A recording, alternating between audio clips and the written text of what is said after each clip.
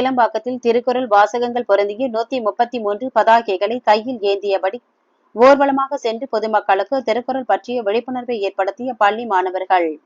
செங்கல்பட்டு மாவட்டம் கேளம்பாக்கம் ஊராட்சியில் திருவள்ளுவர் கல்வி மன்றத்தின் 10ஆம் ஆண்டு நிறைவு மற்றும் 11ஆம் ஆண்டு துவக்க விழா கேளம்பாக்கத்தில் உள்ள தமிழெண்ணெய் சமுதாய கூடத்தில் இன்று நடைபெற்றது. திருவள்ளுவர் கல்வி மன்றத்தின் நிறுவனர் திருக்குறள் தூதர் பழனி தலைமையில் நடைபெற்ற நிகழ்ச்சியில் சிறப்பு அழைப்பாளராக கேளம்பாக்கம் ஊராட்சி மன்ற தலைவர் ராணி எல்லப்பன் கலந்து கொண்டு பேரணியை துவக்கி வைத்தார்.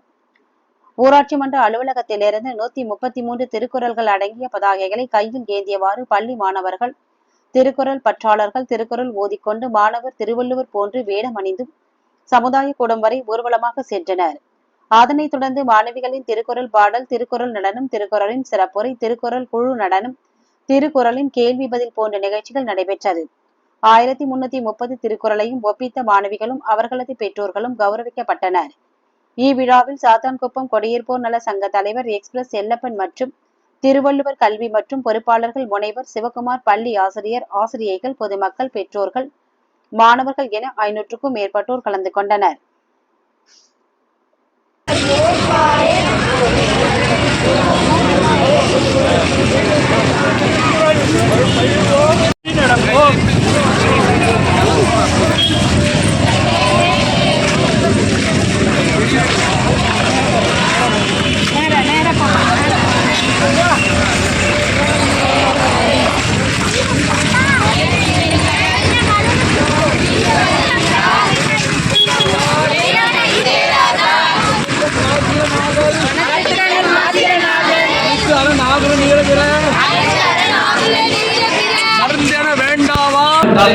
அப்படி பாருங்க. திருமதி காமரை அவர்கள் உத்தரவை கேட்டு தொடங்கி வைத்தார்கள்.